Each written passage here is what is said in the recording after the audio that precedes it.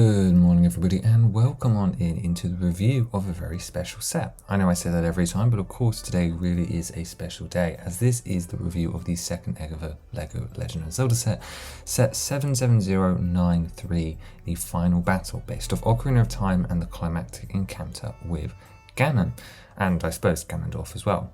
I've got a lot of thoughts on this set, so I'm excited to take a slow look through it, talk about all the things that I think are worth sort of sharing, and of course we're going to take a detailed up look at the model and of course the minifigures as packaging and all of the stuff in between. So I hope you're ready for a little bit of a long ride as, oh, I have thoughts, you best believe I have thoughts. If you're looking for a Cliff Notes version, I really like the set. I think as a standalone piece, not considering any of the other potential for this IP, as well as any of the other options I could have expected for a second choice, I think this is a great model. It has been designed well.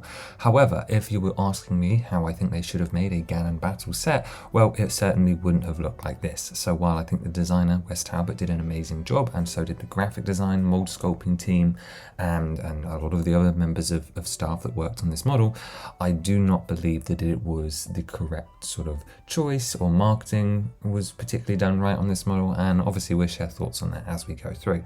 But if you're looking for a quick overview as to what I think of the set, I think it's fantastic. I think you should wait for 20% off because I do not think it is worth the full retail price.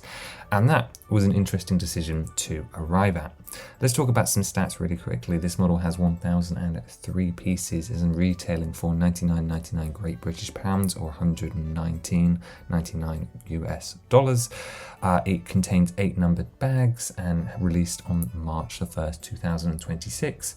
About a year and a half after the previous one and only LEGO Zelda set 77092, the Great Deku Tree 2-in-1, which I think as context will prove to be important, retailed for 256 Great British Pounds or 300 US dollars, making it a significantly cheaper entry point and a nostalgia vehicle for the more older skewing fans, as this set does indeed retail for ages 18 and up. When we talk about comparisons, there's sort of two sort of main things that I want to bring in here, and of course that is going to be comparing it to the other dioramas that the LEGO company has produced, but also to characters of this sculpt and size, as the Ganon build is to me the central highlight and biggest thing of interest in this set, excluding the figures, and to me he immediately draws comparisons to the Balrog from the Balrog Book Nook for being another displayable character which isn't really intended for play around this scale, around this level of detail. So we'll be taking a look at that later on as well. As far as how the model presents though, I think it does so really nicely. As mentioned, of course, this is a display model, so features the dark black box with the glow effect behind it, and of course the dark red banner along the bottom. The premium packaging experience is here. This is an open sideways box with punch tabs, which again I have no problems with. All of the correct branding is present all over it, and my only nitpick here is of course that calling it the final battle is a little bit funny because it's a little vague, but beyond that I don't really have any complaints. I really love this side box art here with the Ganon pig here. I think this is a really cool piece of artwork. It's being used over the marketing, and I think it's a good choice because it really shows things off. And of course I always love side art in general, but I specifically love side art on my Zelda boxes because it's something that I've been doing for the 5+ years I've been doing custom sets now. On the top we've got our named characters. I'm pleased to see that this isn't just of course Link, Zelda and Ganondorf, but also has Navi at the top here, as she is indeed a relevant character. And yeah, this is a really standard box experience, which as you said, it looks fairly normal. And then once we open it up, you can see again there's 8 bags that we had inside, and of course the one big instruction manual. It is worth pointing out that there are no stickers inside this set. The 8 bags are divided between the 2 halves of this model, and I really do think that it is a tale of 2 halves. We have the first 4 bags dedicated to the base, and these also contains all your minifigures, and then the second half, bags 5 through 8, being dedicated towards Ganon. One of the tangents I always go on about this thing is making a bag feel chunky, and unfortunately as time has gone on, LEGO has decided to sort of limit the number of pieces they put in the bag for a decent reason, because it does make things easier to navigate for newer builders and so on, and I don't disapprove of this method, but I do think that when I see a bag like this bag 8 here, it just looks a little bit ridiculous. And yes, paper bags here in the UK, obviously not necessarily the case for the US. However, it is coming over, and I do really like that these guys can stand up, although it's not obviously a lift up top box for them to go with it. Yeah, I have no problems with the normal presentation here. Everything feels to a decent quality. I didn't notice anything that was wrong or incorrect. Even inside the manual, which I'll open up now, we've got a couple of introductory pages which you guys can read. They're talking about each member of the Triforce trio, which is lovely to see. I really love that they kept the pages consistent to your Deku Tree ones, so not only have you got these golden accents, which of course we associate with the normal Legend of Zelda branding, but if you shine the page at an angle, you have got this little indent of the Ocarina of Time map, which is very subtly embedded into the back of the page here. Of course, it would have always been nice to see more designer info, so I would have liked to have heard from Wes or maybe from Nintendo in front of here. However, they've been trending away from that more and more at the end of the day, which is why I'm bringing it up, because it would be nice to have those back. However, it is something that is not present in this model. And then the other big change for the instructions is actually that we've lost something a little bit special. When we built the Deku Tree, we noticed that the marker at the bottom of the page, we thought it was just a stud, but it actually wasn't. It was actually the Navi tile. That has been lost for this set, which I think is a little bit of a shame, especially as there's minifigures here they could have had crawling along the bottom. But no, we've got a plain boring stud here, which is disappointing and something that isn't shared with other 18 plus sets. So that's a little bit of a sad one because, well, it makes a lot of sense that it would be Navi or anyone sort of guiding you along. Instead, we've got a boring old stud. Okay, initial impressions are always important, and I don't think that a conversation around this set is complete if we don't talk about the sort of visual impact it has and, of course, its size. This is something that I haven't heard come up too much among the early reviews, and I do feel that it's a blind spot. This set is shockingly small for the price. Now, usually there are ways around this. I'm not one to judge based off price for weight or price for piece. I really do prefer the price to what am I getting and does it feel worth it?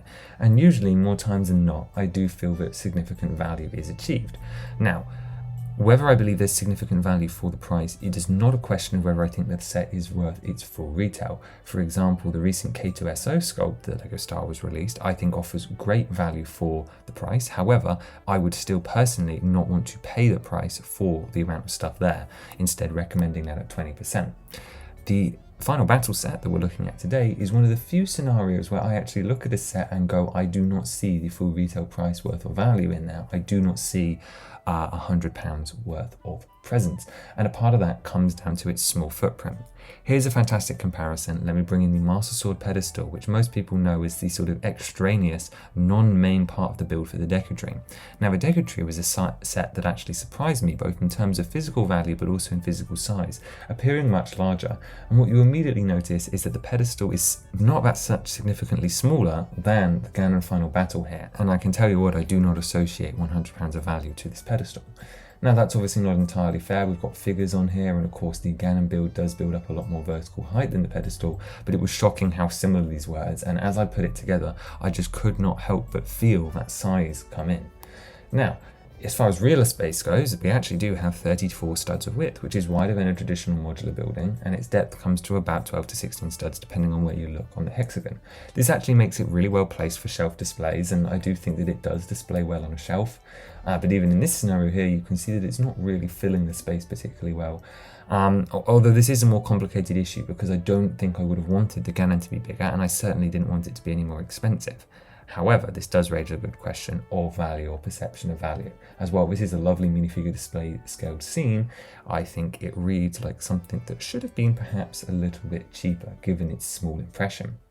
Now, how does the set feel on the base? Well, actually, I really love the visual composition. I think the balance from left to right is really good. I like how the sort of rubble piles up together and forms sort of a coherent idea of what's going on. I like that it's flat over on the Ganon side, but I do really feel that an extra 6 studs of width, which would balance this even more, just giving Ganon slightly more space away from the rubble so that it looks less like he's in the middle of it and more like he's in his arena.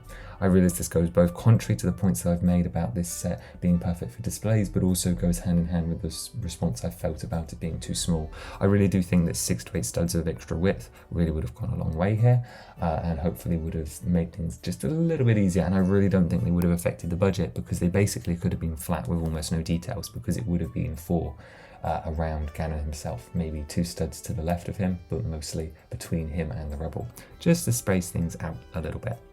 But that's enough about me complaining about size and volume for now. Let's actually talk about what you are getting in this model, and that is, of course, the build. For me, again, I cannot separate build experience from the final model, as the build is a large part of why I enjoy a model. You cannot just say that it's a shelf piece, and that is why I don't buy just shelf pieces. I love stuff that both I can interact with, so more playsetty stuff than this, but stuff that is going to provide me a good build. And I did have high expectations, well, specifically for the Ganon side of things, as I really enjoyed the Balrog in the Balrog book nook, claiming it to be my favourite figure of this kind of scale, just because of the novelty of the techniques and satisfying nature of the build. To start with, we're going to talk about the base, and this build did satisfy me on multiple levels. Firstly, there were very few sections where I felt sort of tedium, and I don't necessarily mean that in repetition. This is coming from someone that enjoyed the Colosseum, but just in steps that are frustrating to deal with and pass out. Instead, we have a model that is very competent, has a selection of advanced building techniques, whether that be the sugar grid to offlay various different things, or the inverted build for the tower, and stuff that comes together without frustration, is nice and strong, and is sort of quick and flows through a steady clip. You don't want something that sort of bogs you down in the middle, which I think is a lot of people's problem with Technic, is that the pace is a little bit slow. But I'm not here to talk about Technic today, I'm here to talk about this set. As far as the base goes, it is a plate layer built base instead of the the more mills-like system that we saw on the Deku tree, which obviously had to be thicker to hold for a significant amount of weight. Again, there's two arguments for this and two arguments against it, like with normal. I really like how clean it is, and I think it does the job fantastically. Obviously, it has the correct level of strength for what we're looking for, and although you would be forgiven for thinking that it wouldn't be able to hold up the Ganon build, it actually does a fantastic job. The second positive is that it's satisfying to put together. They actually use some intuitive techniques to make sure that the thing is as smooth as possible, although the inclusion of studs at the side is a little bit questionable to me, mostly just because I don't get the ratio here. I'm all for having studs and tiles on build just to distinguish it and give it that Lego ID, but I don't really think that these guys here specifically added to anything, especially when the black border is going for a solid look.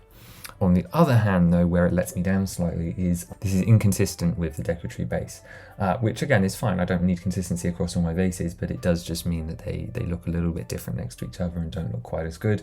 I also have mixed feelings on the Triforce. Of course, I love it. I think it's a fantastic inclusion. However, I keep looking back to that one leaked image from the original Deku tree where we had a 2x4 tile with the Legend of Zelda on it, and I think that would have made me just as happy. This Triforce build is incredibly ingenuitive. I really like it. I do think it's great, and it would be nice to finally have those pieces in gold to include on other builds. I'm already scheming about ordering these parts so that I can have a second copy of it, so I don't think it takes away from the experience of the set in any way. However, a part of me does think I would have been just as happy with Zelda Ocarina of Time logo in red, just like we always thought we were going to get for the tree, although yeah, okay fine, it would look less iconic than this, and those pearl gold shields are fantastic. The other thing to point out, I think that's a big deal with the base, is the color palette. Once again, we've got this sort of dark tan, medium nougat, and dark orange as our main trio of sort of ground colors. This is of course accurate to the game, and it's a good job that we didn't choose the grays because that would help blend towers in, and it also does add this sort of warmth to the land that is really, really necessary because of the fire, sort of giving you that sort of brazen lava lands technique that I associate with the Barad-dûr set from 2024, although there is no such lighting effects like that we saw on the Eye of Sauron in that original set. What I think is achieved here is obviously perfectly with the dark tan being a great match to colours that we see in the games. I think most of us can agree that the hills and so on are that, if not a dark bluish, light bluish grey that you see in most common mocks. But it's nice to have that medium nougat and dark orange, both again to go with the fire, but also just because they feel clayey and sort of tactile, which is great because you see nothing in that final scene, right? Apart from, you're on the pancake of the castle, which means you could assume things should be black. Yeah, this works for me. It's nice, it stands out, it's different from a lot of other texture that we get, at least as sort of big bases go, and I think it helps avoid some of the problems that sets like the Anakin versus Obi-Wan have had in the past. So I really like the colour palette, and obviously it highlights against Ganon, but also the tower as well. And I just think it's fun. I like these parts. I'm obviously slightly attached to them based off builds I've done in the past, but yeah, this makes a lot of sense to me and feels good. Before we move too deep into the base, I did want to mention this little feature here as well. We're unsure if this is fully intentional or not, but you can pose the minifigures on the stand, obviously in their intended spaces for the scene, but also here around the Triforce at the front, with Zelda next to her piece of wisdom off to the left. This is the only connection that you have to add a piece from the spares bag in order to make this work. Have the Hero of Courage here on the right in the lowest position, as befitting of his station and power levels, and then of course Ganondorf at the top, which I think is an interesting that there were studs around here. Again, it's kind of up for debate whether this was intended, but I do think it looks really nice, and I'm quite happy that this is kind of an option, even though I don't think many people, if any, will be actually using this. So it is worth talking about though. The rubble makes up the most of what you're going to be doing with the base. It is sort of the majority of your build, obviously apart from laying down the plates at the beginning. And I really like that they've been able to capture sort of a snapshot of the tower's different architectural styles and sort of key elements that feels quite clear. Like I look at this and I go, oh yeah, that's Ganon's tower, despite of course the cheapification of stuff like the central tower, the fact that there isn't much of it here, and that again it's been a long time and that castle is obviously destroyed for most of the game. Could we have had some more bits? Sure, but again, we're talking about putting the price up even more, which again, we're going to come back to, but I just wasn't necessary. This is the right amount of rubble. Although when I was first putting it together, I did kind of have that initial feeling of, well, is this enough? Is this kind of what I'm looking for? I kind of feel like there's only really 3 pieces, and then you've got some extra bits, which then as you go through the build do make you feel, oh, okay, maybe there's more here than I thought. But somehow to me it doesn't quite feel like a full castle's worth of rubble, but of course that would be off the screen, off the side of the display. So again, take that for what you will. But as I was saying, I do really like that sort of that key architectural element has been sort of digested. It reminds me of how LEGO talk about the modular buildings, when they talk about putting together sort of a workshopped palette of different things that they want to work from. And it feels really clear to me that we have a brick texture, we have some roof designs, we have the hexagonal pathway, so we have some pathway designs and some decorations in the form of the unicorn tails in the bricks here for the crenellations. But my favourite detail, of course, beyond obviously having this cohesive palette for a building that doesn't really exist, and that's of course a tribute to the designer, is the representation of the hexagonal tower stairs, obviously, that you see during the collapse sequence when you're running around the outside. I love the fact that we do have this half hexagon here with these 2 platforms and then this third one here that do form that curve, showing that they have indeed collapsed in this concentric sort of style. I think that's really great, and I really like that because to me at least it's really, really clear, it's visual storytelling, and it makes so much sense. So it's the kind of thing that makes me really happy. I don't really have a problem with any of the design work on any of the rubble as such. I did think it was interesting that the patterns on the hexagonal pathways were almost identical, but the slight variation between having the crenellations on the outside of the wall and having one that's been crushed, having the sort of damaged sections to the roof, as well as having these selection of pieces that build up the slates, I think was delightful and really well done. So yeah, I was really happy with the way they've chosen the visual language and the palette here. But let's go through the pieces one by one. We've already talked a little bit about the path section. These are designed to be flat. They all have at least 1 stud on them, although I do wish that maybe it was a second stud just so they could be posed a little bit better. And as it stands, you can't have sort of Link and Zelda shoulder to shoulder on the same piece, hence why my Link is sort of posed over here right now. I've already talked at length about how I think the unicorns are sort of the defining sort of stylistic element here with those pointy elements. I really, really like that. Although I think that the roof collection at the back is actually probably my favourite looking section, despite it potentially being the worst integrated into the surrounding area. We also, of course, then have the tower, which has a wonderful jaunty angle. This obviously really complements the sort of visual language that we were talking about before, forming the right-hand side of where it draws your eye. But also, I think that angle is really dynamic and feels really natural. So it's really cool to see, and it's something they can do in this model because it's being hidden by other elements around it. So all of the work that needs to go in to make it strong is, of course, really, really hidden. Use of the ingots is obviously another really key element here. Having that metallic grey and with the black and the dark bluish grey adds a much needed third colour to the palette. It sort of soups it up and has that shiny metal look. Again, I just love it for the variation, but also the added texture here as well. It works for me really, really well. And while we're here, this roof splinter that's sort of fallen down to the side is also delightful because it hides a potential secret where you compose the Master Sword here behind it, and then it looks like it's been wedged in the rubble as if it's been flung away from the battle, which is also really cool.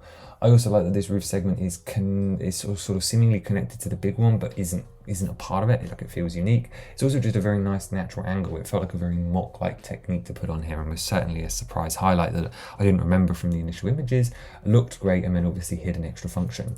And while we're on this area, I should really point out that I really love that these cheese slopes continue the pattern of the roof down. It would have been very easy to do these in earth tones. However, they instead chose to hide the join where the Ganondorf feature is hidden, instead sort of allowing you to sort of imagine that the roof is this bigger element that he's actually breaking out the middle of. It's a very subtle thing, but I just appreciated I appreciated the design work as those black tiles were put down, and it was like, oh wow, this matches with what's above it.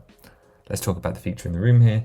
Here is the Ganondorf lift-up feature. Let me just quickly demonstrate it for you guys once. Here you can see it sort of pops up. This is a great one. It's really, really simple. Doesn't need any elastic bands or anything to work. It's the kind of thing that should be in these sets because it's play, but it's also adult appropriate as a display thing. If you're going to make a display loader set, this is the kind of stuff I want to see. It very much feels like the Skulltula drop door opening feature that we had in the Ocarina of Time tree.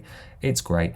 always going to encourage stuff like this in adult models, but also I'm going to use it as an opportunity to point out how well this would have worked as a playset, and again, we will get into that. A couple of things I wanted to note about it as well. It's really smooth. The way it's built is perfectly fine, just using tiles on the floor to sort of slide into the rails and then attaching the other side, which makes things nice and secure once it's done. Feels good to put together. The mechanism has these transparent yellow like activator lights in it to me. I assume these are used just because they needed 1x2 parts, but I always appreciate the inclusion of a colour which could be thematically relevant. So here the transparent yellow, of course, representing Triforce energy, which is what gives Ganondorf his power to transform.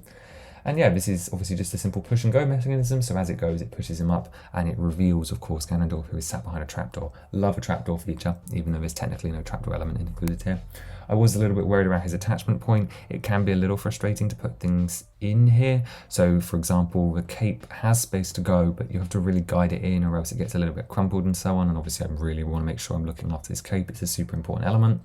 And I'm also always worried about toe printing when we put him in here. I assume he had to be in with this little bit of a lip in order to further secure his position. So I'm going to assume it was necessary and there was no other option. However, I do look at it and I wince every time a little bit just because it obviously is hidden. Not to mention, of course, that when you're displaying this model, you're mostly going to be displaying with Ganon on the base. If you're not, that's interesting. But currently, as it stands, most of the time Ganon is physically blocking the feature. But even if you angle his arms so that he's not blocking the feature, you're not going to want to have Ganondorf, who is arguably the best figure in the set, hidden under this rubble at all times. So I think that's sort of a misnomer, something that doesn't matter in a playset where you're not intending to sort of display it, or you'd have the figures sort of posed out and around. But this scene is very much gamed up for the Ganon side of things. So when thinking about displaying for the Ganondorf thing, are you really going to have him hidden away? I mean, we'll see. It just feels a little counterintuitive, but there's also no other way around it, so I refuse to count it as a negative. If we're talking play features, then I suppose the other big one, and I think my personal favourite in the set, is the breakable pathway that reveals heart containers. This is obviously very Zelda core to me, the idea that Ganon can sort of swing around and as he does damage he might break rocks open which reveal heart containers, or of course you could say Link's done it, but I think the intention is that Ganon smashes it away and reveals the heart pieces.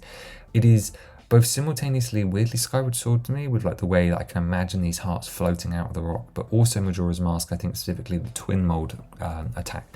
And this is just such a great use of space. I'm always going to applaud stuff like this because it didn't need to be here. This is the kind of stuff I was always hoping to see more of, and it brings back to me the ashamed I felt when we didn't have a Korok seed in the base of the Deku tree. And it's this kind of stuff which is great.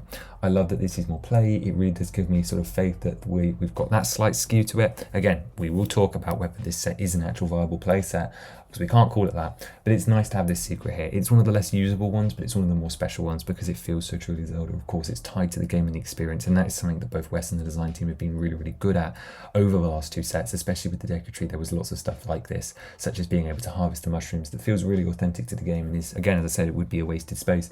It was so good that I was almost expecting the angled one to be used as a storage space for something else as well. But yeah, you can just remove this thing really easily. It doesn't have an explosion actuator, of course, like it would in a playset, which would have been fun actually, because then you could have sort of sent Zelda flying or Link flying almost as if he's being hit and he's damaged as well at the same time. But yeah, and it would also launch the hearts out. But effectively, you've just got this container here where there are three of these heart elements. It's great to see make a final choice for the heart containers. We've gone backwards and forwards on the friend heart in red, which came in the Christmas tree, versus this heart here. This was the right choice. Obviously, it can be printed for heart containers in the future. It's a perfect please choice. You get three of them. It's really great. Yeah, I've got no faults about this. And as I said, I really do like the hexagon segments as well. Arguably my favourite part of this display piece. I do find myself wishing, as I almost said about there not being a secret compartment otherwise, that a chest was included. This ties in specifically with my frustrations about the inclusion of the Megaton hammer inside the tower, as it doesn't quite feel appropriate. And while I'm happy for there to be a scene or for the Megaton hammer to be included, I do feel it should have been in a chest like we saw with stuff like the Deku tree, and I do think that there is space that they probably could have weaseled in a little container for it, or just placed it off to the side. While I know that of course no chest forms a part of this final battle or scene, the Megaton hammer also does not float in the tower, and if we're going to have an Easter egg, I have a better candidate for that anyway. So I do feel that a chest would have been really useful. The second reason for this is, and if we're not going to choose a chest and why I want an extra secret compartment, is to store these extra transparent parts. So say you don't want Zelda to have her Triforce lightning out, or you've taken Link off his stand, put him down the bottom. These things need spaces to go. The Deku tree was fantastic about including room to store things like that, and this set just doesn't have it. And it's not like there aren't any opportunities to either, because there is one space in the interior of that tower where they could have had some clips or something, just like a lightsaber behind that would have been hidden from the front, so that would have been perfect for the display side angle, or a chest as we talked about, or a piece of rubble that lifts off to reveal a cavity. There's the space. Feels like a missed op to me, because that would be a really nice thing to see. Now, the design of the tower itself was actually something I was a little worried about going into the build, and I don't mean worried from the perspective of I was worried about it being bad or unstable, but more it just seemed a little bit over-engineered.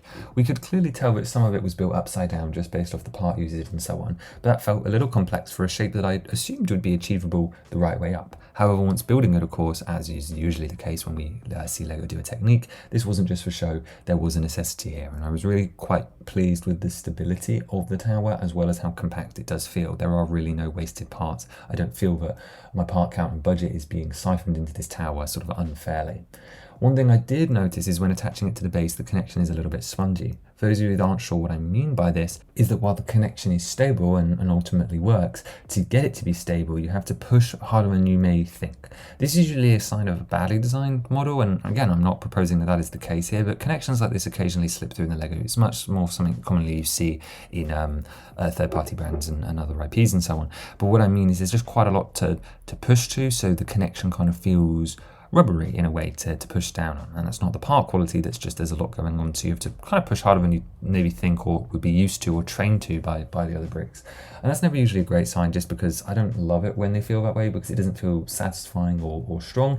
And in fact, the first time I fell for it when I was building it, and I did indeed break the tower off because I hadn't pushed it down the second time. However, the rest of the times I've done this, and I've built it 3 times or so now, it has been a significantly sort of stronger connection that I've been much more happy with, and that's because I've known to press it. That being said, I think spongy connections should be avoided where possible, although I am glad that the tower is really stable, especially because it has this double angle. Firstly, angled by the sugar grid, so it has these wonderful angles here. So pleased to see them including the sugar grid in more displays. But then we've got this really robust Technic right hypotenuse triangle thing, and that's also really strong. So not only does it have those 2 degrees of rotation, but everything is done very well. I really love this snot technique here with the different brick techniques embedded into the walls. Snot is always fun, but also just the way that this is offset really adds a nice little bit of depth, but also different textures because it uses the same as the roof pieces. I can really buy this as brick. I think it works fantastically for this section. And I'm even quite partial to the fact that the plates are a mix of black and dark bluish grey on these angled wall segments here, which are again a little bit tricky because if you push them too far, they sit in the lip of the plate here and then they don't look as good, but you can angle them so that they are pretty much flush with the wall, which I think is fantastic. And then of course I'm really pleased with how the top of the tower, which then goes back to building upright, is able to sort of maintain a good shaping and I think look very angular in a very Zelda-y way, which again is something that's really hard to do and shouldn't be underestimated because the Zelda license and Zelda world is often very curvy or has these very difficult shapes that are quite hard to capture, and I think this is a really nice part inversion that does a great job at achieving that. Again, this is another connection I wasn't super happy with. Again, it was quite spongy, or you could actually even argue wobbly. The tower just sort of goes backwards and forwards a bit, that in a way that I don't think is quite great, but there's not really an easy solution to that here, so I'm fine with it. Plus it didn't feel too bad, it just wasn't great in the moment. Again, these are very, very minor nitpicks. But the inside is where I feel that the wasted space is. This is the home of the Megaton hammer, which on its own is a fantastic build. The shaping here is great. I love that he can hold it with one hand or 2 hands, although you do have to pull it apart if you want to have it in sort of the cross hand there. And it is great to have this included because for a lot of people, this is the weapon you use on Ganon because you don't have the Master Sword and you didn't do the big Oran Sword trading quest. Was this an opportunity to include the big Oran Sword? Of course, yes, but that is something that I don't know if anyone was expecting. I think you could make a reasonable argument to suggest it should have been included, at least more so for the case of the ocarina's inclusion in the previous set, which I also dubbed as the most unnecessary mold. Would have been nice to see, you know, if we're going truly premium, can I push us that a little bit further? Then again, the figures really are top notch, as we will see.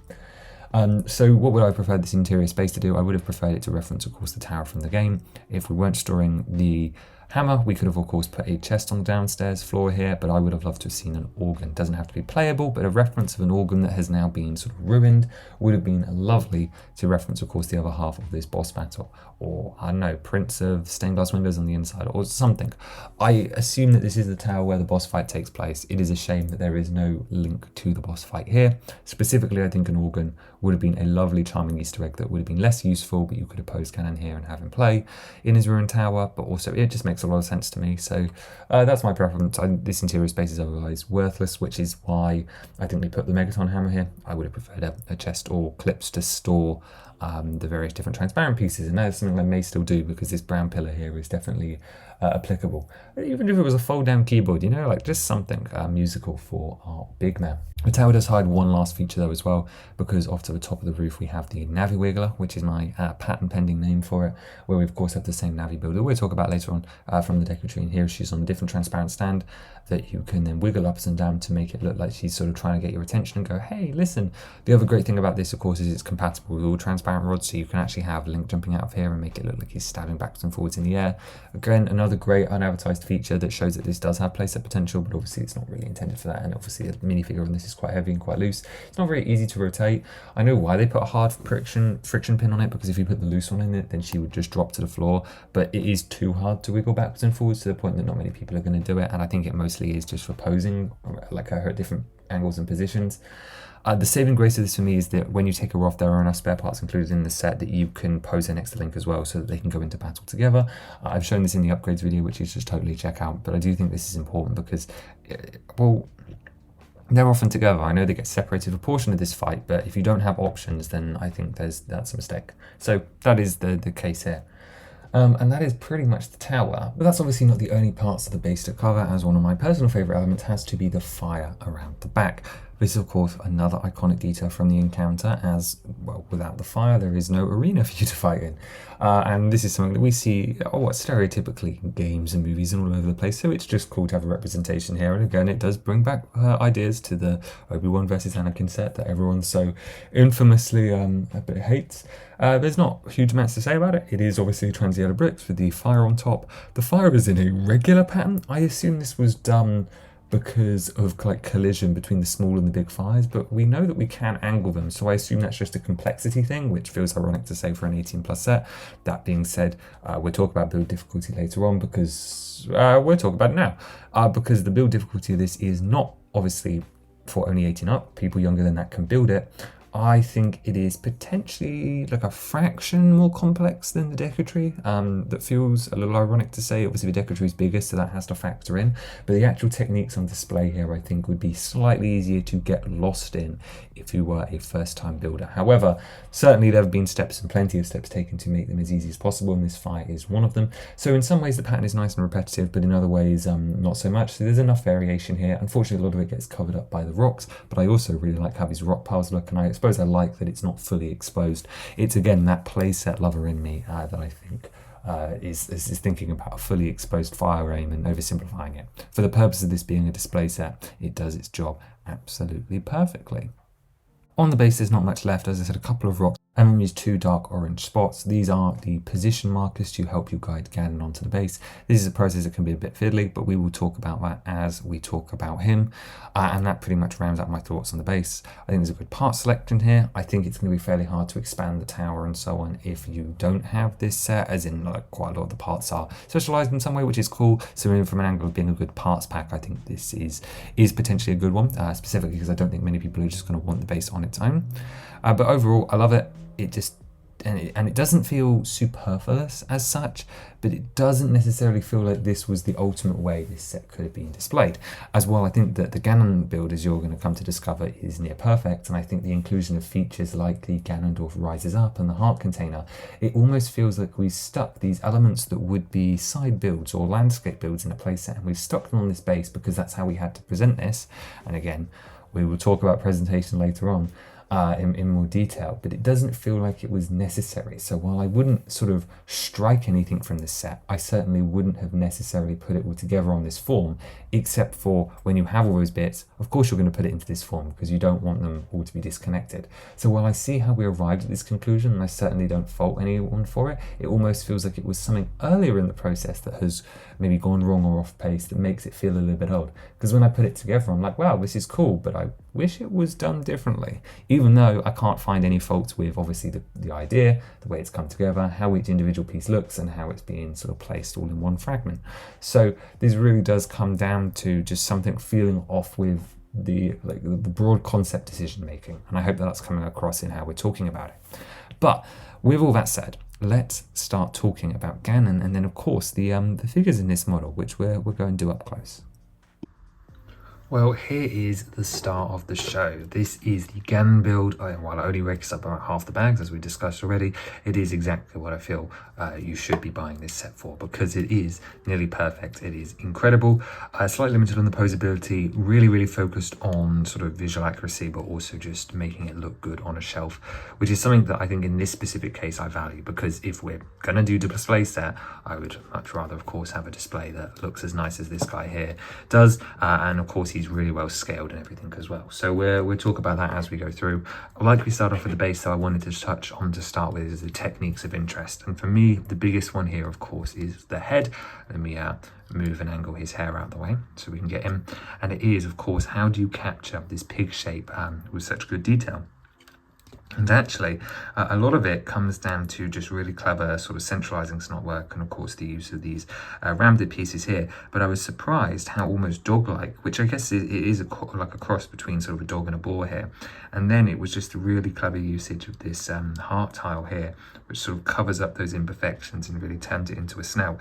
And I was shocked as I was building it. Just how it came together, and I can clearly tell that so many iterations went into that. So that was definitely a highlight for me there. As predicted, the muscle definition and the sort of layout on the legs was also a real highlight. So I shouldn't really be showing the details because we're talking about build techniques, but the use of these pill bits here for sort of muscle bulk was really exciting.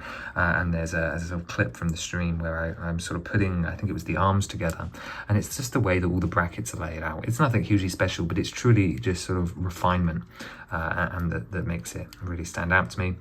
What I knew was going to be good from the Balrog was, of course, the chest here. So you can see the muscle detailing, which is really fun, and the layering that's gone in to layer this up and get everything in the right position to, of course, recreate the details, but also give you that sense of sort of a strong muscular body, and that is something that continues onto the sides as well. It's a little hard to see, but with these wonderful curved slopes that were introduced on the mini orchid, I'm always a fan of shaping like that, and it is something we saw on the barrel, which I will be comparing them to later. I can't go much further without not discussing the swords as well. So this is a brand new mold here. Interestingly, it has a Technic Crocs axle, but it also does fit a bar because it's high friction. I love this piece. I think it's such an elegant shape. This is one of those things, right, where when you look at it and you go, okay, well, Ganon's swords. Well, one, I mean, it sounds stupid, but like I was not doubting, but I wasn't really sure if it was something that needed to be included. Obviously, I'm glad they did, and of course they are removable as well. You can of course take that Technic pen out, but it does just mean you can have open hands and so on, have him hold the characters if you want here. However, I do think it looks better with it in.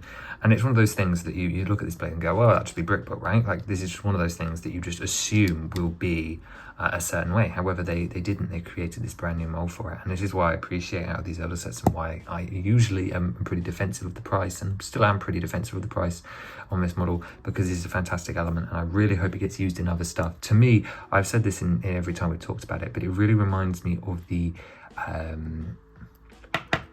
Pure Vessels floor spikes, but obviously it's in the wrong color for that. But I do think it's really cool. Obviously it doesn't mean anything, but I do think they're really nice here. I wasn't a huge fan of the constructions of the hilt, just because they're quite sort of stacky on these brown pieces, and I'm not really sure how I feel about the sort of color balancing down here. But it is also really great that we get these transparent yellow studs here, because they are useful for being able to change out the color of Navi, which I think is an important feature that isn't strictly included in this set, but it is still possible based off the spares included.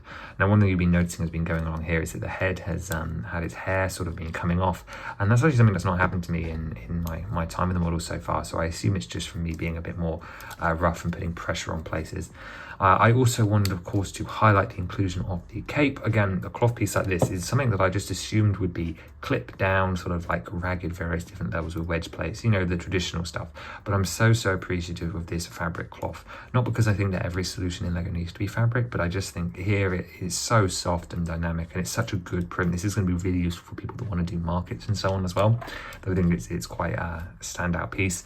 And of course, even the back has been detailed underneath as well. And it's just something that, again, if I had to assume, I would have assumed a brick built, or something that I would have left off if I was designing a playset model.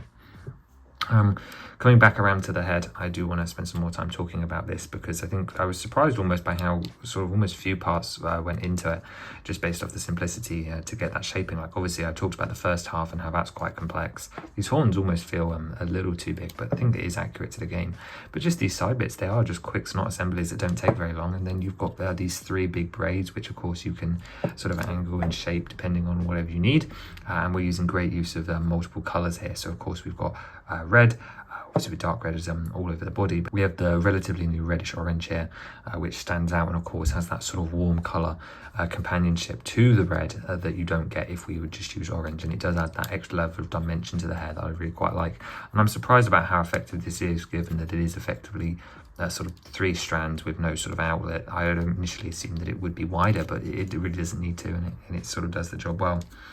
Let's go back out and take a macro level before we sort of take a look at the arms, body and legs in that final detail, because I think it is important to address the ability of this guy to stand. So again, you didn't see me faff around too much. I put it down. Everyone in the reviews was claiming that he was a little bit unstable. I have managed to get him to sort of pose fine. Of course, these are undeniably small legs, right? So if you do it wrong, yeah, he's going to fall over. There are lots of poses you guys can get in here, and I found that he's strong enough that I haven't really had any problems, and I haven't had any problems attaching him to the base, which actually is something that I think is surprisingly tricky. So yeah, you can get a lot with him. Obviously, the tail helps a lot for backwards, which allows you to sort of do roars. But yeah, these are really spindly ankles, so I can see why the reviewers say it, but I honestly think they were a little bit harsh on that, just because I've had no problems posing them however I want to. The arms are a little bit more limited though than I thought. These are on our ratchet joints, which I think is interesting that these ones then aren't, but I suppose the preciseness of the positioning required to get them on the base made that illegal. But effectively, you've got 2 clicks up and down. I mean, it kind of depends on what you're doing with the wrist here. But you've got 1, 2, and down to sort of straight away. And then maybe 1 half inwards, but not really. And then, of course, you've got full 360 all the way around. Oh, I guess not. Okay, it looks like that's all back on now. And yeah, you can go most of the way around. It's just obviously around the back you start to clip in with things, and obviously part of that is because of the shaping on these shoulders here, which actually I really appreciate, because it's clear that they've gone to a lot of levels to hide some of the gaps and try and make some more natural looking cloth folds. So specifically the inclusion of those cheese slopes in there to make it look a little bit more natural. Let's move the sword out of the way, and that continues down obviously on the cloth. I really like the black quarter round here.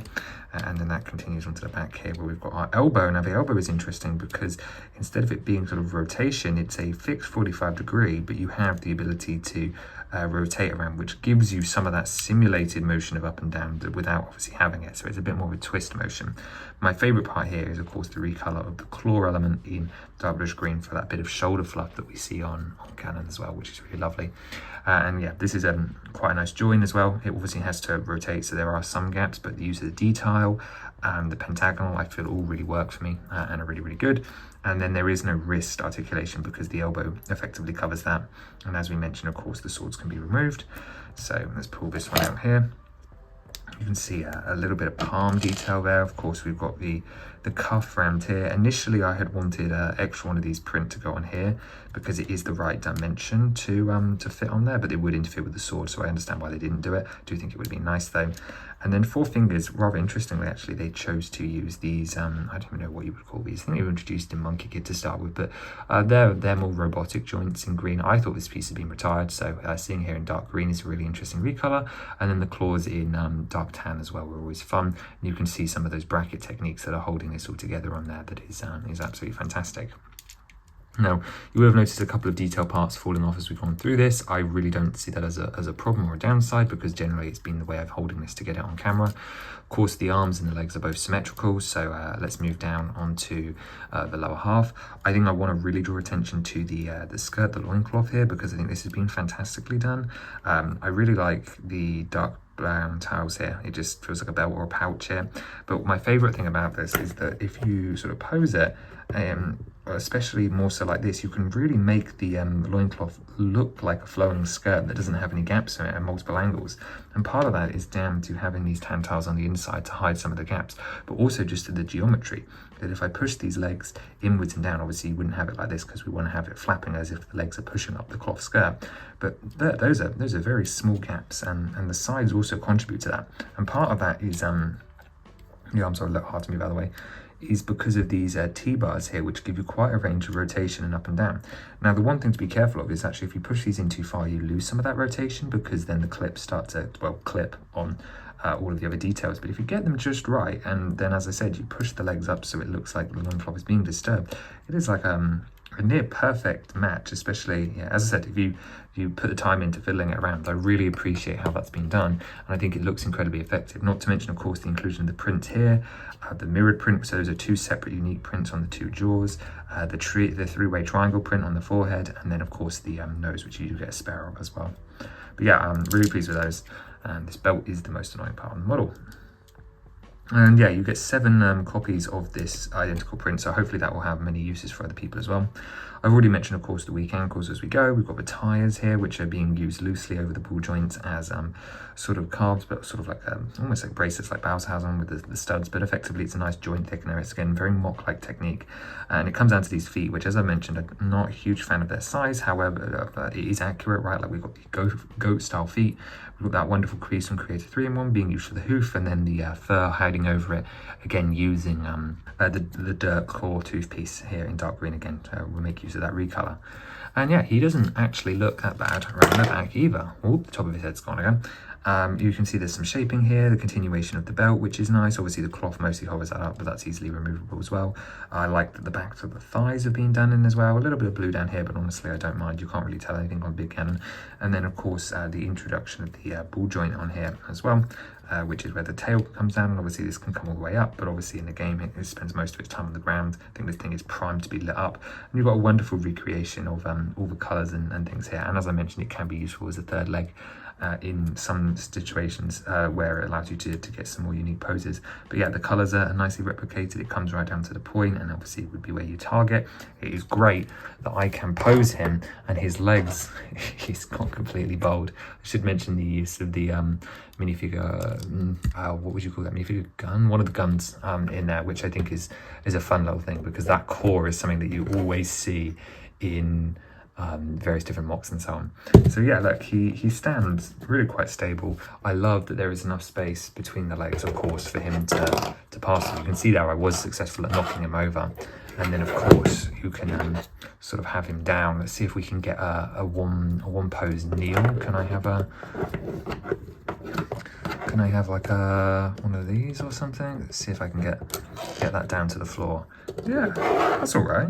That looks all right. And then you can like sort of yak away on the tail.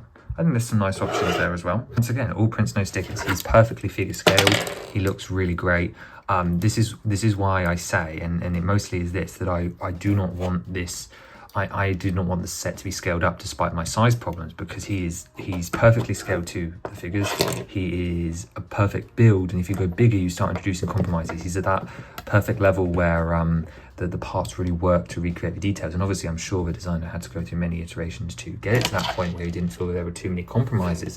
However, it's worth noting that it was very successful, and I can't imagine that another scale would be as successful at achieving these specific goals. Now, does that change my opinion that I think this Ganon would work really well in a playset? And I'd be like, well, yeah, obviously.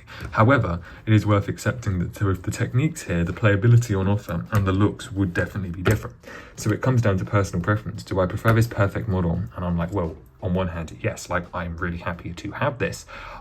Me right now would absolutely have killed for this. However, if you said, hey, you can have a perfect Ocarina of Time Ganon, or you can have one that's maybe, what, 2/3 bigger, but has clearly visible ball joints. And obviously visible ball joints is not something that bothers me, because again, I'm like a place like, what, 2/3 bigger, is mostly designed for play. Probably has a stud shoot in the mouth or something, I don't know, or like has a tail whip feature, or is just massive and stable and is clearly out of proportion and not as detailed. I'd probably still pick that one. But this is a really great model. It's a perfect thing to sort of hold. It feels really good, it looks really good, and that is why I want to compare it to the Balrog Book Nook, which is what we are going to do now. And of course I need to mention the spare parts that come in this model as well. There's not too many, specifically many of interest, but the printed one, obviously for the nose, is always going to be a great shout. And there's a couple of ones here that are really useful for quick modifications for the set as well. I always like highlighting attention to extra minifigure poser pieces, but also transparent studs with holes in them here, because that's great for modifying the Navi stand so that she can be floating with Link. So nice options here, but yeah, not as much of a big deal with the spares as it was for the Deku tree. So first things first, obviously, is to open this out and unhook the monster, because I'm not really interested in his stand today, as much as I do love the stand. And if you're interested in more about this set and why I think this one was sort of overhated, then I would recommend checking out the review we did on the Barrel Booknick, because I think that was a fun one. And let's bring him in here. And this is actually my first time seeing them next to each other as well. And you can see that Mr. here is not without his own stability problems. I think this might be me specifically though. His wings are quite heavy, but you can see that I was completely right about them being in the same scale, although looking at them now they definitely have a sort of huge detail difference as well, but part of that comes down to this being an all black model as well.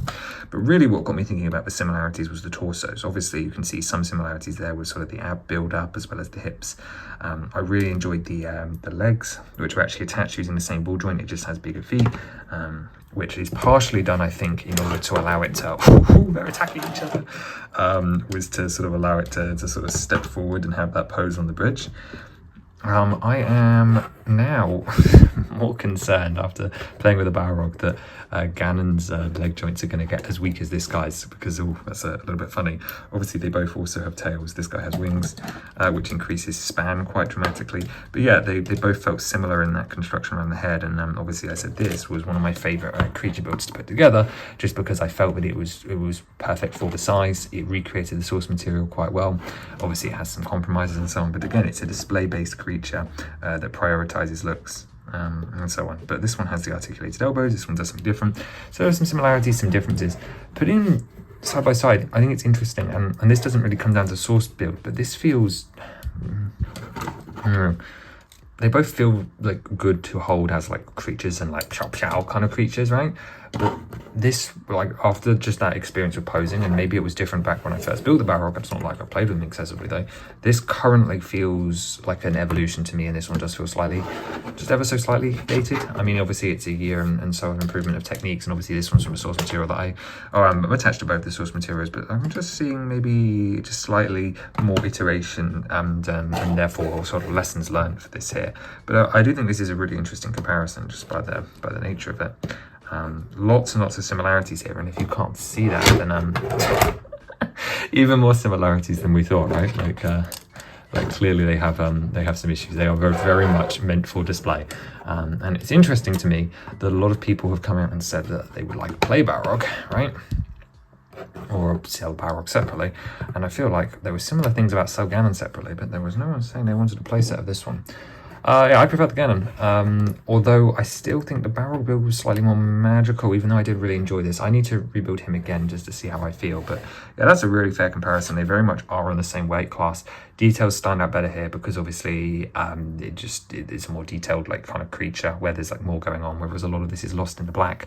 I think I prefer the techniques on the arms in this one, but I prefer the outcome of the arms on this one. The posability on this one is slightly better, although the legs are clearly worse, even though I like that foot design. Effectively, it's a toss-up. I really, really appreciate this. I really, really like this, and I think Ganon wins out slightly, but it wasn't a competition. I just think it was worthwhile to see the two of them. That's actually really irritating. Ganon doesn't do that yet. I don't believe my Balrog should be either, but it might be the wings. Actually, in fact, let's experiment with that for a second. See if I can fix my own problem. Welcome to the real Ganon review content where we fix a set from a year ago. He doesn't look alright without the wings. Okay, this was silly. Let's just keep going. So we do really have to talk about how all this package comes together, specifically how we attach the Ganon to the side. I've already made a note of this, but I found it a little bit awkward. I know my first time, because it kind of just shows you a picture of him on here, but obviously as you can see initially, the legs don't come out to the same size as the attachment points, which is all the way back here and over here. Now in my experience, I learned that doing the back one first is significantly the better option, and then you can effectively just splay him out like so until he you get the foot in the right spot, and it feels really awkward. There's no real good way to do this. And then once they're both on, one of them, the back one's probably almost certainly going to come off, but I'm going to like wriggle him back into position. Again, if I was doing this off camera, I think I'd have a much easier time. But effectively, once I've got the legs splayed, I want to try and twist the hips back together so. And then find something I'm sort of comfortable with, and that's popped off again. That's great. and then sort of once he looks like he's not like having a bad day, you can sort of flap the hips down and then sort of adjust the legs to see if you're happy with the overall angle. I think I prefer something slightly more like that, over towards the right. Again, I don't love how, yeah, he's really quite splayed, huh?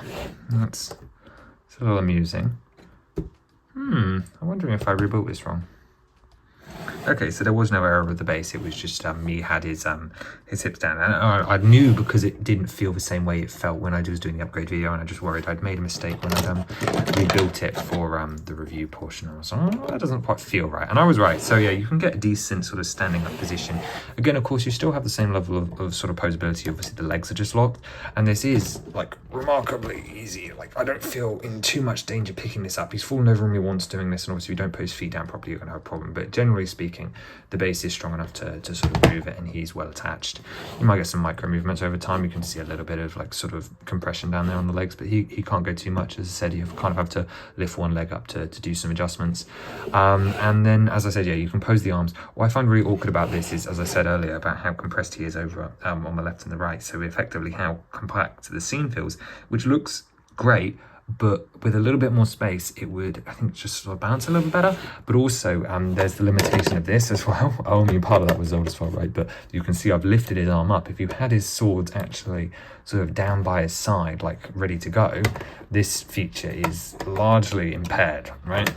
It's going to cause trouble. I think when I first put him on the stand, I had the arms inwards, so I think I had this one down and this one slightly up. You can see, yeah, that effectively blocks it, which I don't love, because if you're going to have a feature that needs to be accessible all the time, it just makes this feature, unfortunately, a little bit worse, which was already kind of the case because of the previous issues that we've discussed with it as well. But yeah, I like how he looks on the base. He can be a bit fiddly to get on there. I should really mention about having the tail sort of curve around to the side, which I think does look great. I like having this visible rather than just stuck around the back, and of course it's accurate as well, and of course you've still got the space under the legs to roll. But that brings us to our next big thing, is okay, well, it's clearly an adult display model, but what could you get out of this if you were a child looking for a playset? And unfortunately, I think the answer is a lot, but at the same time, not much. One of the compromises, obviously, being an adult set allows it to be, is it means it doesn't have to be as focused on stability. Now, don't get me wrong, it is still incredibly stable, but it doesn't have to be stable in the way if you have a 7-year-old playing with it. And for that, obviously, it just means that everything's either going to knock over a little bit better, or, as I said with Ganon, he has those extra levels of details, which I'm really glad, or those smaller gaps, which restricts his posability or makes stuff easy to fall off, stuff that you wouldn't want in kids' play. It means that they haven't thought about making sure that the play features are sort of accessible at all times, and it just means that everything feels quite close together and kind of icky to play around, right? Like I've got big hands, but even if you have small hands, right, you've not got much space to sort of get under here. There's nowhere around the back for you to sort of move around. Obviously, Ganon's on his stand here. You can pose him off, but then of course his weak angles are going to give out, which I said isn't a huge problem, but it's whatever. But yeah, there's not much space here. I mentioned already sort of the lack of studs to have them standing together. The Navi's obviously stiff, which I said suits this perfectly fine, but it suits it because it is trying to be a display set. If this was trying to be a play set, this is just, it's too small to get involved in. There's not enough sort of, yeah, I think you guys can see what I mean, right? Like there's buds to pose figures and so on, and it's great. And obviously you do your whacking, but it doesn't feel as satisfying to do with the whacking when you're scared you're playing with a tiny tea set. So there's some compromises and limitations there. But as far as actually serving as a display set, this is great. We've also already touched on the idea of beginner friendliness. I think this is obviously going to be a jumping on point for a lot of people that want Lego Zelda or are Zelda fans, especially being at a cheaper price point as well, although clearly not cheap enough for some people. So it is important that as an 18+ model that it is accessible, and I do think that at the end of the day pretty much anyone could build this. I think that there are some elements in here which definitely feel more advanced than sort of what you'd expect in a kid set, so 7 or 8 years old. I think the tail closest techniques we get to is like the old 12+ styling. There's just a couple of bits either with this and then in Ganon that I think just require that little bit of extra maybe foresight or knowledge or confusion, but it's certainly nowhere near the most confusing steps I've seen in an 18+ Lego set, and I really do think it is accessible to everyone. It's just surprising to me that there is actually a small difficulty spike, although not to a level that would worthy an 18+ label. But yeah, I think that's interesting from that perspective. I'll just show around the back with Ganon fully on the stand as well. This is great. I love the cape and so on here. This makes a lot of sense. As a display model, there are a couple of quirks, obviously, where they usually try to make sure everything sort of stays within the border. There is a slight overhang on the very left with the tower here, and depending on how you pose the tail, it can also overhang the side as well, which just makes things like displaying a little bit difficult. Same with obviously this lever sticking out the back, although that can of course be remedied. But it's, yeah, not ideal, but it's not fully compacted to its form, which makes display a little bit more difficult, but it's kind of not a problem just because it's so close to its limits anyway that it's kind of only going to add negative space, which is not going to be a problem for most people trying to display this thing. As I said, it is small, which in this specific scenario is being a display piece that can go on someone's desk or in someone's game room or something, which is the target audience, right? Is more casual Lego fans, but fans of Zelda. This serves its market really well, and it is good that it is small. So there's another point in the pro small category. I want to put it with some other sort of Zelda-esque pieces of the same scale. So while I'm not going to bring in the Deku tree today because I think that outclasses it on sort of size restrictions, I think other builds that similar people might be able to have is obviously they have Deku tree. I want to bring in the Master Sword pedestal, and I also want to build in the GameCube, and I want to see what kind of display setup we can get together. Oh boy, my Master Sword pedestal looks really sad right now. But yeah, here's the sort of trio of comparable things. Again, I'm sorry I don't have the trio right now, but we will put them together eventually. But yeah, these are all sort of displayable, more desk-style pieces. Because remember, this is detachable as well. Specifically, of course, these two are the sort of the current two that you can actually get at a cheaper point. This comes to, I want to say, about $150, $170-ish. $170, £150, I think, roughly. Whatever. Point being is these two are the ones you can actually buy as this. Obviously, you have to buy the Deku tree to get this one, but maybe you have the Deku tree that's displayed downstairs, but this is kind of going to be your office setup. And I think this works as a really great trio. You can see the differences I was talking about with the bases. Kind of doesn't bother me. I do wish there was that name plaque on there. I think I'm gonna have to add one. it's upset me enough. But this very much does feel like a centerpiece to this collection. This was very empty without the extra trees. That's my fault for not building them. However, tough luck. But yeah, these are all very much desk items. I particularly like this actually with the Game Boy. Obviously, they're very different things and they're not the same game, but I've currently got it set up in Zelda mode, so it makes some sense. And yeah, this feels cohesive enough to me. This feels like part of a collection. This actually makes me feel better about this model because I didn't have a problem with value on this one, that's for sure. But that's because of the experience there and also the park camp and stuff. The stuff that adds up to this one in its favour. I feel really strong about that actually. This feels really much more positive when I put it in scale with other ones like this. It starts to make it feel less small and more like it's part of something. It doesn't help obviously when I just do these two on their own and then I start thinking about volume and I'm like, well, this is scary how small it is. But I know it felt more scary from up above than it does from down here because this does quite have some height. So it's actually making me feel slightly better about things. Who knows how I'll land on the end, but I do think this is a really nice collection. I do think this is a fun way to display it, and I think this offers a lot of value to a setup like this because that's really quite dynamic, and I don't think that's something I've touched upon that quite feels alive, like it's a still from the Lego games. So I don't think I gave enough credit there for that actually. But yeah, this is great. So for figures, I think it's worth starting with the best one of the bunch. So this is of course the Ganon figure. This is our first King of Evil. This is also our first antagonist to come in figure form across the Zelda lineup. Remember, up until now we've only had Links and Zeldas, and of course that largely continues with this set, except with this guy who is a fantastic inclusion. Obviously he had to be here, but obviously I know people were a little bit scared when we heard of the Ganon battle. And this is the sort of the figure all done up. So as far as elements go, of course we've got legs, torso and head as normal. We've got of course a cape, a shoulder armor piece, which I think is the best addition here, and then this custom molded hair sculpt. And I want to say that I think a compliment that doesn't get given out enough, and is specifically due with two of these three figures, is that the sculpting artists at LEGO have done a fantastic job on these head molds, like far better than anything anyone could have predicted. And obviously they always do a great job, but it's pieces like this that remind me why I personally still stick with this brand, just because I really appreciate how this has come out. Now, does that mean I think this is a perfect figure? Not necessarily. However, it's about as close as you get. Currently, it is my favorite minifigure of 2020. Whatever year we're in, 2026. Obviously, I don't think that's particularly going to change unless we get like a Davy Jones or something this year. But this is incredible, and it's such a clear continuation of quality that we have in the minifigures from this line. And it's one of the reasons that, despite my lost for playsets, I do believe that obviously that these are obviously as high quality as we get because we have these adult sets, and specifically because they really do go no expense spared with these minifigures specifically. So We'll start down with the legs. These are plain brown, dual molded with tan on the base. Obviously side printing as well, which is incredible to see. Always love to see side or leg printing. You can see we've got the shoes represented here, followed by sort of the neck braces, but the mid leg braces, which hide the join between the tan underlayer and the brown. We'll talk about the tan in a second because I do not think it was the only choice they could have made. We've got that subtle dark brown detailing as well, which is sort of the iconic texture of the costume, all the way up to the belt, which is sort of where the torso line is. And actually, I think we're going to have to sort of deconstruct him, largely because I want to show you the torso without the cape on, but also because this shoulder armor here as well. So sort of your plain version here. Ooh.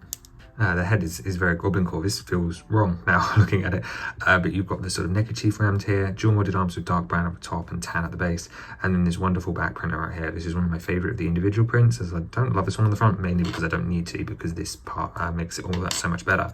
But I really love this back print because it just feels so true to me, and it's just really cool how the fabric's been done and the fact that they did bother with it. I mean, they always do back printing these days, but it's still super cool.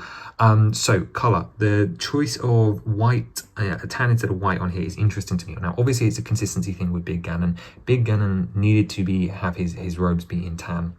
And that makes a lot of sense for that creature. However, me personally, when I think about his human form, I've seen them as white. I mean, you could argue an argument for off-white, and then tan is the closest Lego color to off-white. However, I think white was just always the choice I was expecting based on, of course, the choices and options I made back when I was designing figures and so on. However, of course, it's grown on me significantly. I really don't mind it. It feels about on the same level to me as the Link hair choice, where it's something I've just adjusted to and I really don't mind. It's subtle. It is the closest color in the palette to white specifically, so it's not that bad, and it is consistent with Big Ganon as well. However, it is something that I have to acknowledge that I think if it was in my decision, obviously I would change it to white. Now, what I really love about this armor is the depth that it gives to the body. Obviously, by placing over the top, you cover up some of the print, but honestly, that's fine. But not only does it recreate that print and obviously add the correct layer of black armor, giving us these fantastic shoulder pauldrons that we just would not have had otherwise, but it also creates a bit of a faux shadow. I really love how well the lower part of this armor blends into the torso and creates this natural gradient where you almost have this optical illusion where your brain tricks you into thinking that the bit below the tan here isn't actually quite black. At least that's how it shows up in real life.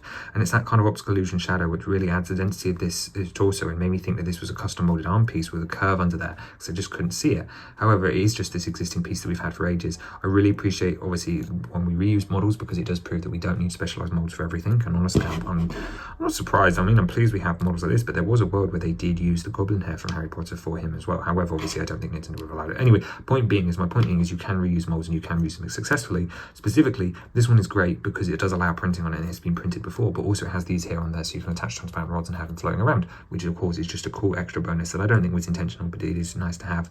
You've got the 3 orbs above his neck and of course the reprint of that cloth version there. But yeah, I really love the depth that this gives, and of course I really love that we've got the spikes going around it. It really adds to the figure and makes it very much a true Ganondorf.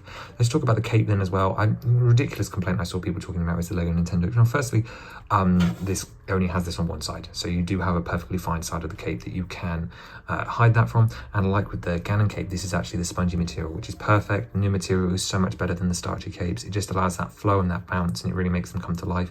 They feel more durable, and they allow for these fancier patterns as well. And this pattern is incredibly intricate between dark red and flame orange. It looks great. Obviously, there is part of me that thinks that the new rubber capes would also work on him, specifically the Doctor Strange ones, but not with this armor piece. So this was by far the right choice, and it does look incredible, and I wouldn't have wished it to be anything else. But if anyone was complaining, of course, about that Lego Nintendo thing, there, it's just ridiculous because, of course, you just put it on the inside. I actually personally quite like it because I think it's charming when we are reminded that this is the toy version of him. And I like to imagine that there is a universe where obviously this all plays out in Lego form. So yeah, you would put the cape above the armor piece as according to instructions, which makes a lot of sense. And you can see it just has that nice sort of flowiness to it. It's not completely flat, which is partially due to here, which I know some people might not like, where it's sort of pushing it out. But I kind of like that extra depth. As far as the face goes, we've got these huge eyebrows, which I would actually kind of love if they were a little bit like not fully covered, because as it stands, when you put the hairpiece on, they're basically fully gone. And to me, that feels a little bit low. Not to mention, I'm not a huge fan of how shaded he looks. Sort of if you have him on a shelf, because of that extra thickness, it just means you kind of quite see his eyes. And even though like they're there, you see they become quite shaded quite quickly. And I think that's a little bit pronounced. Obviously, there's no way around that by using a molded piece like this. And again, this is the right call, but it is a slight nitpick that I had. And when I had the figure, I was like, oh, I don't love that. I should be able to see his full face, but he's got this sort of unnatural style shadow there as well. But that being said, the head mold itself is fantastic. Again, the sculpting work on this is incredible, coming back to his mains. You've got the slightly rounded ears, which almost look a little bit cut off, which I think is interesting. And then the bold forehead sticking through. And of course, this is a 2K part, as it should be, with printing on the forehead, which is fantastically recreated. His gaunt chin lines and his manic expression with his hollowed out eyes is great. And I love that the face print is recognizable even without this on here. And yeah, it's just a bit shame those eyebrows are completely hidden. But of course that figure is not complete yet, because we still have the alternate face, and I have never once had it so that this cape does not come round with him as well. So let's just loosen that and fling it back over his shoulders. And then here you can see the alternate face, where we have the yellow possessed eyes, and this is a pupilless look, and I do mean pupilless. Now a lot of people will sort of disingenuously tell you that the pupilless figures don't have pupils, when they do, they're just white dots. This figure actually has none, and that is because of course he's been enraged in solid with Triforce power, and this is my favorite expression, because just look at that. Isn't that crazy? I love that. And see that this is the real angle to look at it at.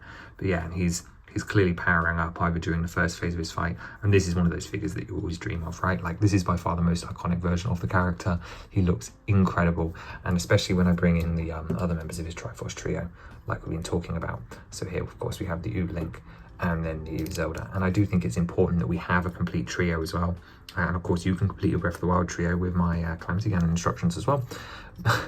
Really late in the video to be showing that, but yeah, having a trio like this is an incredibly magical experience, and I can only imagine it's the same way for pretty much anyone that's ever wanted a Zelda license, which is one of the big draws of this set. Is a complete trio is a really big deal. But back to Mr. Man. Yeah, this is fantastic. A lot of people are going to want this because of obviously Smash connection as well. It's going to be the most expensive figure of the set, I guarantee you. I don't want to make an estimate, but it's going to be the most expensive of the three to get your hands on, just by the nature of desire, and it's deserving of that because it's a really high quality figure. This is easily on and slightly surpasses the level of CMF figures. I think this is they could charge £7 for this on its own, and I think I'd be fine with that. Obviously, we shouldn't be, but you know, that's the kind of quality that goes into this. I really can't understate how fantastic this is of a figure. Obviously, I know some people would say, well, sidearm printing. I'm like, well, I like there to be some room for improvement or change, or even downgrade. I don't really mind. But like, this is a fantastic first outing, and I'm really glad that we have him added to a lineup. I'm bring in my second most excited, and some of this figure is potentially my favorite as well. I'm going to remove her accessory with her Triforce Blast for now, so that we can focus on her. And once again, I just want to start off with this head mold. Wow, I love this headpiece so much. The sculpt here is divine. It is perfect. I don't know why they keep knocking it out of the park. I shouldn't be comparing them because that's for another video. However, here's the Breath of the Wild Zelda one, and both of them have just been these incredible sculpts that I just cannot get enough of. Of course, it's a 2K part. You've got the pointy ears. I just love the way it flows back. It's got that perfect level of detail, but also recreates the game so accurately. And then it even comes down to those little curls, which was something I wasn't sure if they would ever fully replicate in the figure form at all. But it's just incredible mold. Truly incredible mold. And then the color blocking on the rest of the figure is also incredible. I also got to draw attention to a new dress piece. Yes, we've had this in 2018. Now, probably some of you which have never known the old one, but I'm so glad that we live in an era where we actually get the proper part instead of just a slope, which is what used to happen. It just made the characters feel so much less powerful when they could get knocked in half. But having this purple dress piece with this really satisfying curve is delightful. It's only printed on the front. Sometimes they do line printing on the back, which I think I would have appreciated in this case, as being nitpicky. But realistically, the front is more than enough for me. I love that they've got all the colours on there. It was one of those designs that I didn't know how they would simplify. But you've got the shiny gold.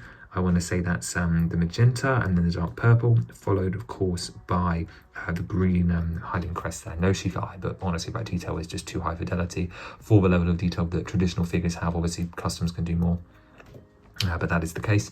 They've got dress lines down here, and then it all flows seamlessly, and this is what I was really paying attention to today. It's just how much I love how the torso and the legs connect together. It truly is a perfect figure in that regard, just because of how well it comes together as an outfit. Like as crazy as it is to hold the big man Ganondorf, and how as crazy as it was to have all those Deku Tree figures, I don't know, something about this one feels really special to hold as well. Like, I just want to cherish it. And it is nearly perfect as well. I want to talk about colour blocking on the arms. The medium lavender is the perfect colour. Obviously, you've got the gloves going up to the arms here, and I do think that is the right choice. However, because they've chosen to give her the extra golden epaulets to represent her shoulder pieces, I find it really interesting that they've chosen to go for gold for the arms, as this effectively eliminates the need to have gold on the arms if you don't want to print the arms, which is fair, because again, for consistency's sake, they haven't on the Link and they didn't on any of the other characters from the Deku Tree. And I actually kind of like that as a stylistic medium, is just to keep going with the dual modded arms. But it does mean that I think I would have chosen arms be plain medium nougat, and then have the lavender on the bottom, and then just have the gold be represented up here. And I don't know how that would compare, but those arms do exist on Miss Piggy. I'm just too scared to take them off because I love this figure too much. But I do think it's worth noting that that's probably my biggest consistency and accuracy across the set, is I really would have loved these to be in flesh tones. Everything else is kind of minor. But again, the figure's so perfect that I really don't care, and also the gold does indeed work. I'm sure there was a decision made along that lines. Here's the first face. It's a pretty neutral one. You've got the crown printed up here, which I think is a smart choice. Not only does it make this piece more reusable and more generic, but also, yeah, the crown is quite subtle on her forehead anyway, so I think it makes sense to have it on her face. And then, of course, around the other side here, we have the other facial expression. Of course, I forgot to mention the back torso print, but again, that's always here. I love this sort of cartoon medium that we have. It's just, again, it fits the IP so perfectly to have that sort of slight rounding to the edges, and it makes it feel like a true mix of the two of them. But then the second one is this yelling expression, and obviously I think that is probably due to sort of her expressing her powers and so on and so forth. But it's nice to have an angry expression for her, because the last figure didn't include it. Now obviously the last figure included the sleeping expression, which was by far my favorite expression in this set because it was so special. But this makes a lot more sense for the theme, although it isn't something that we ever really do see her do, yell. Especially this version of her doesn't really do it. But the actual face details themselves are fantastic. Yeah, it's very consistent, which I like. And again, we'll be comparing it to the figures from the other set eventually. But this is a great figure. I'm also very, very fond of, rightly so. And then the one we're going to have the least to talk about is Mr. here. Here is the Ocarina of Time Adult Link. This is him with his accessories that you actually get in this set. So we have the same dual molded Master Sword here, done in dark purple with the translucent blue. I love this piece. I think it's so cool that it's in its powered up form. Some people argue it doesn't make sense, but again, I think it makes it special. This opalescent blue is beautiful, and although it's really hard to see, there is actually a Triforce molded into the blade hilt as well, which is super cool. Yeah, this is super recognizable. I love this part a lot. I'm glad for it to be my third copy of this, and of course it makes perfect sense for this set as well, being a final battle. With the Highland Shield, which now is molded, is being used across a lot of LEGO Castle, which is really cool. Again, this sits perfectly. Again, you could make an argument that the Ocarina of Time version of this shield would be necessary, but I think this is important to bring up figure bleeding, which effectively this entire figure is figure bleeding, as it comes exactly from the Deku Tree with the same accessories, and this just helps to keep costs down. If these were new, they would be new prints, which would be new slots in the factory for a set that already otherwise has should we do the count now? Let's do the count now. One new mold, two fabric pieces, a second new mold, and then on Ganon we have a third new mold in the form of these swords, and then we have another new print, and then 4 more prints on the face. It's again quite a large number, but it would have been even more molds if we had to have a new dual molded Master Sword in a new colour, a new Highland Shield print, and then of course we get to reuse the face, torso, legs prints and hair from Link, and of course the Navi print as well. So reusing figures like this is a really important method to keep the cost down. Now obviously if you think that cost is worth it, we'll do a proper cost analysis in a minute. It's up to you, but this obviously stops it from being even more expensive than it already is. Apart from that, the figure is fantastic, and of course is really, really detailed. It's really great that we have him specifically in another set. It really does highlight the need to get the Breath of the Wild Link specifically in another set that's cheaper as well, just because that figure and that outing of the game is so popular. It is incredibly important that we have a green tunic Link available on the shelves, although personally I would have loved it to be the newer version, either the Twilight Princess version for being the main mascot, or Skyward Sword just because it's the most recent green tunic game. Would have been much more style, but obviously Ocarina has a huge large connection, and having this beautiful molded headpiece that is designed perfectly for him is really great to see back on a third figure, even though this is identical. We've got the same facial expression with the stern one here and the yelling one. I believe this face, although it was designed to sit between both him and the Breath of the Wild version simultaneously, it does suit Ocarina Link a little bit more than it suits Breath of the Wild Link, so this is I'm absolutely fine with this reuse. I mean, I would be absolutely fine with this figure being included in 5 sets. It doesn't matter because obviously it's of a high enough quality bench, but even if it was of a lower quality, it's just one of those things you have to accept, is that Link is going to come in lots of sets, and the more sets he comes in, the lower the value is going to be, which is really, really important if we're not actually going to be getting that many sets. So I'm really pleased to see the value come down. That being said, he's still probably going to be a $15 to $20 figure, isn't he? Same dual modded arms with no printing. Again, consistency there. We've got the dark red and brown belt, which I think is something I didn't mention in my previous one, but I just love that they do actually try for the different colours. I think that's really cool. And of course the jerkins open at the top, and then dual modded legs with printing on 3 sides as well, which again is a pretty rarity, but looks absolutely fantastic, and he does complete our trio really nicely.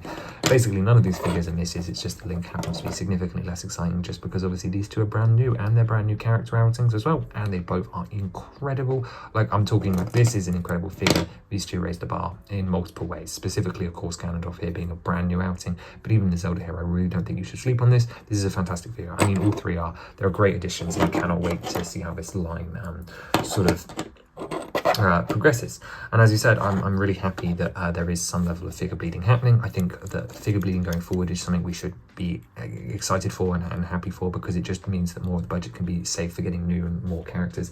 Specifically, I think secondary characters are going to be really important going forward. I'm thinking of your beetles and your enemy varieties, right? We need more to fill out this world. I would take villagers, I will take merchants, I will take NPCs and companions. There are just so many characters that need to be covered, and especially in this style. And even if we're only going to get one set every now and again, I would love for more opportunities to be out there for those figures to come in, because they are so important for bringing this world to life. It is shocking that what we've had 2 sets now over a period of 2 years, and effectively we've only just got 1 trio. We've got 2/3 of another trio. That is a little disingenuous, because of course we have characters like Navi and then the big Ganon as well, who I'm tapping off screen, but then also besides that the Deku Babbas and so on as well. So it's not like we haven't made some roads into this, but as far as like actual sort of figure scale figure cast happens, we've really not made many roads forward, which is a bit of a shame. So that is something I think we need to sort of see going forward, and I'm hoping that sort of figure bleeding, which is a great thing, will continue. I also think it's really important to mention that I do really think we need a cheap Breath of the Wild base set coming soonish, because I cannot believe that the Deku Tree is about to retire. And go on, yeah, let's talk about it. The Deku Tree is going to retire in July of this year, which is crazy, not because it's had a short life, which probably means it hasn't sold as well as we thought, but it's crazy because his second set's only coming out, which means that the Zelda theme will consist of 1 set for basically its entire lifetime, except for this period of 3 months, or 3.5 months maybe, between the release of this set and the release of the retirement of the Deku Tree, which is crazy. What is that? Which means those figures are going to go out of retirement, and I guarantee you that Breath of the Wild Link is going to maintain itself at a £40 valuation, if not go skyrocketing, because it's currently not slated in production. And having that figure in another cheaper set to be available for people, considering it's one of the most played games and obviously a version that most young people know, is shocking to me that figure has not been that prioritized to sort of stay on the market, even if it's a keychain or something. It is baffling, it is shocking, I do not understand it, and I think a second diorama with a Guardian would be a natural shout, and you could of course include the link in there with the updated hair colour and whatever you wanted it to be.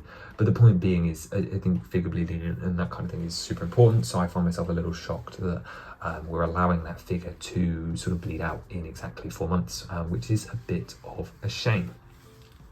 And of course we couldn't finish off the figure section without talking about Navi. Here she is on the stand, which is built very similarly to the one in the Great Deku Tree. And again, as I mentioned, you can attach one of the spare parts to the bottom in order to have her posed. Now obviously she is a print on a dish, she's got that nice opalescent shine to it, and of course it's a 2x2 dish with a stud in the middle so that you can change this stud out. Now in this set they don't physically include any parts for you to change between the lock-on variation and the Hey I Found a Point of Interest version like they did in the Deku Tree. However, there is a spare trans yellow tile and trans green stud that gets you most of the way there if you don't have those parts in your own collection. Personally, I really love that this works in obviously the wiggle stand, has this 90 degrees of rotation, but this does allow you some good degree of posing so that you can obviously tilt her side to side as well to get certain angles. But as I mentioned, it also allows you to detach it and have her at different points throughout the model, as you may not always want her on the tower. I love that she's a little bit opalescent. I really appreciate that we're getting this print again. I really hope it comes to bricks and pieces this time, because it would be amazing to get multiples of these so that you can have tail and tail. And that's why I love this print, is it means that we don't actually need another different sort of print and mold in order to get the other fairies. It's also very Lego-like to have a stud be this ball here, and this transparent shimmery opalescent colour is absolutely wonderful and looks absolutely great on her. Another fantastic addition to the set, and yeah, sort of rounds out our figure lineup in the most simple way. This is another example of figure bleeding. So moving on from the figures, I want to quickly talk about the marketing of this and just how this set was released. Obviously, it was released on March 1st worldwide with about, I think it's 40 other retail sets. This is obviously not unusual. It's very rare for a LEGO set to get a unique release date anymore. However, this also happened with the Deku Tree, where it released on the 1st of September alongside the entire Fortnite line and the Hogwarts Burrow. Now, am I suggesting that LEGO Zelda is important enough to commandeer a whole release day? But for both of its times, it's not really been given a chance to shine or be its main release. This time, of course, being overshadowed heavily by Pokemon just a couple of days before. Thank goodness not on the same day. However, I do think it's a consistent mistake that the marketing of these sets is not given more products, like sort of bandwidth, and also is specifically not been tied to any promos. Now, obviously, everyone hates GWPs at the moment because of threshold and spending and FOMO and all of that, but to not even have had an insider's reward or a keychain availability or online posters outside of the animated ones that they did for the Deku Tree release. I mean, I'm hopeful that something will come of that for the Ganon set as well. We did get the really cool animation, which is lovely, but I just cannot help but feel that this license is not being given sort of a dedication I would hope it would have, considering it's sort of Nintendo's big second. Again, ignoring Pokemon because it has outside partnerships and so on. And obviously I get it, it's not the same as Mario, but when we look at sort of the marketing and the keychains and everything that's been happening for LEGO Mario, I just find it really odd that the same thing has not been applied to LEGO Zelda, at least not on a smaller scale. Obviously we all know it's nowhere near as big a deal as the Mario line is, and of course that makes absolute sense, but I do just feel that the release of this set, as well as the push it's been given, has not been level to its value to the IP, and that feels the same way in the fact that it's only getting singular sets. Now maybe of course it hasn't brand tested itself, but I do think that clearly something is going on where they're missing an opportunity to connect with the child side of this audience, because this game series really is for everyone, and currently we're only focused on the nostalgia or viewing it like it's some sort of prestige piece like Metroid that just isn't played by that many people, and it's just not true.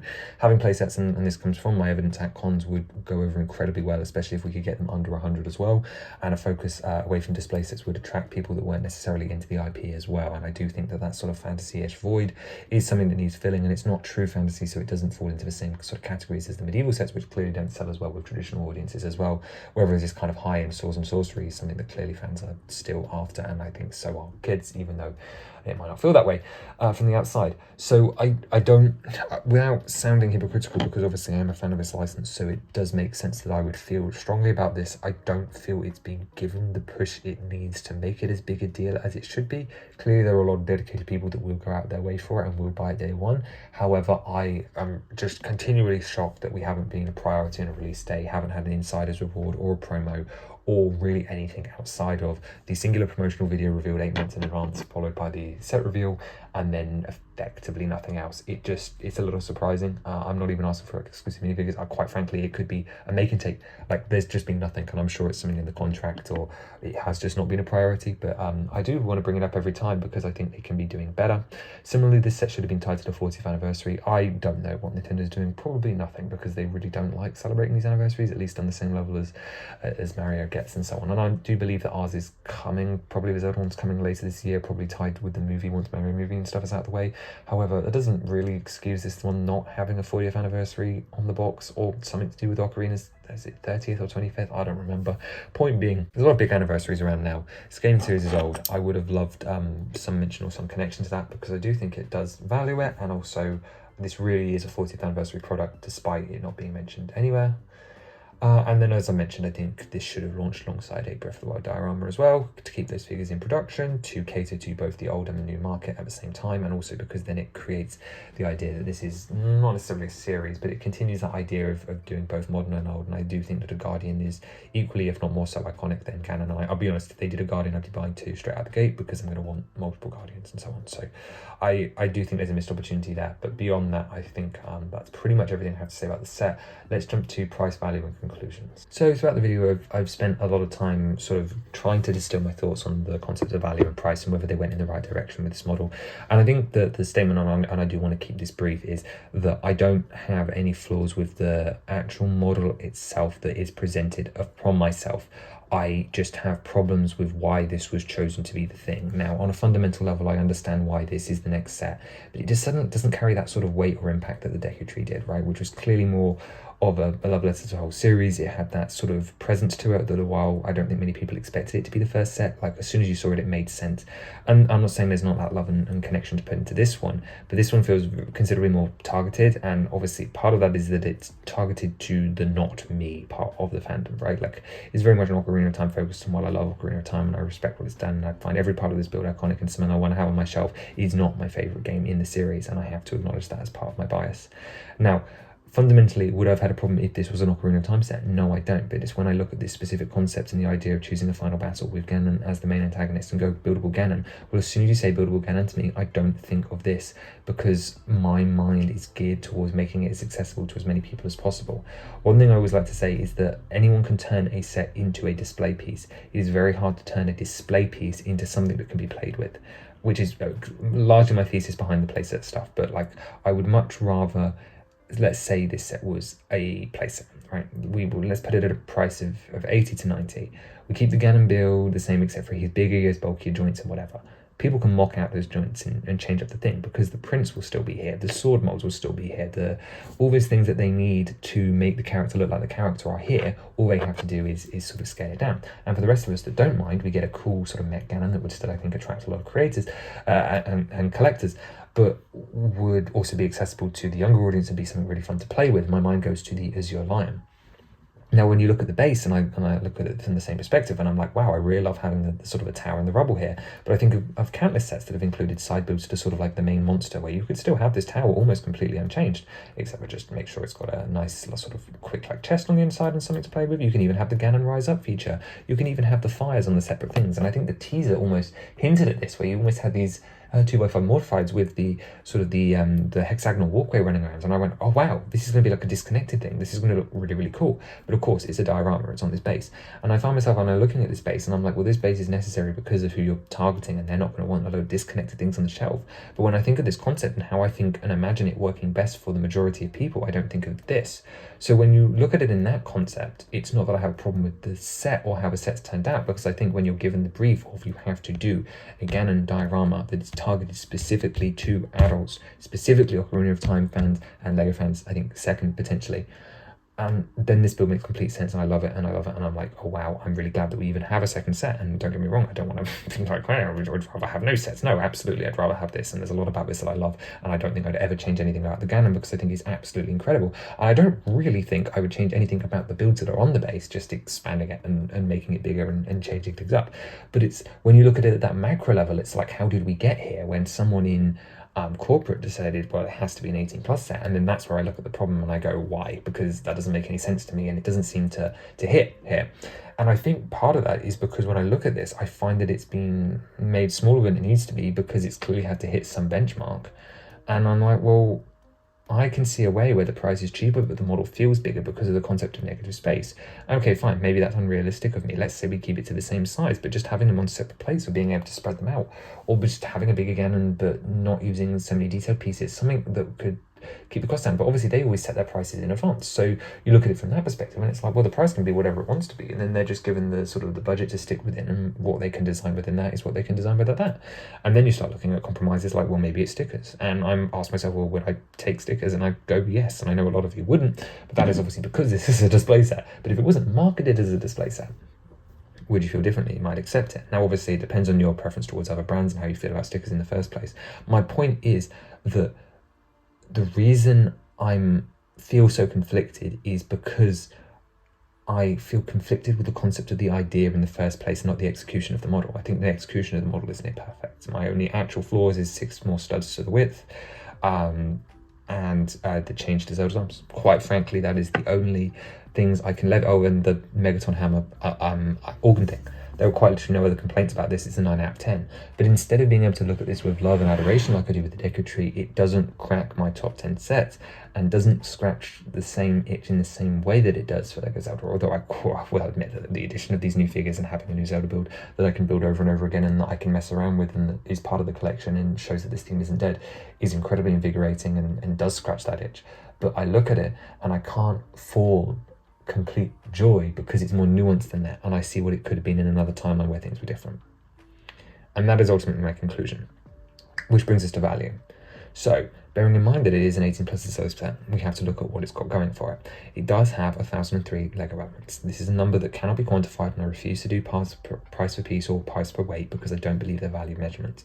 When I look at the time that went into the build and the sort of design work and so on and what's here, and then I obviously do have to consider new molds, because I know a lot of people like to say that it costs a pence. It doesn't. Each mold costs 30,000 Danish kroner, right? Multiple copies of each mold have to be produced. This does not account for prototype and design work. And I don't know about you guys, but I really do value the sculpting work that goes into these new elements, not to mention wages and IP fees and so on.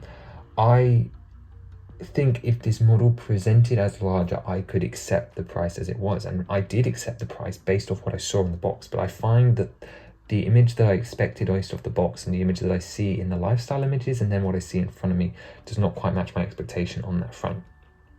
And from that perspective, I have to come to the conclusion that it cannot be worth the retail price.